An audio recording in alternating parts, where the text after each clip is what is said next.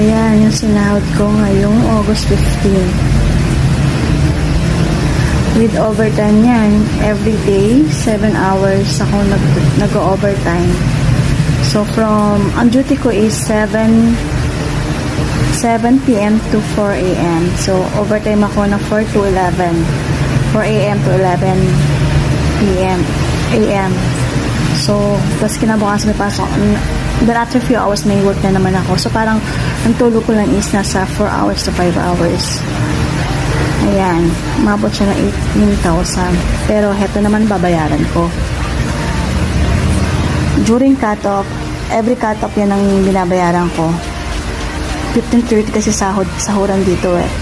So, yung tindahan, yung mga utang ng mga bata at saka ng mga tao sa amin sa bahay.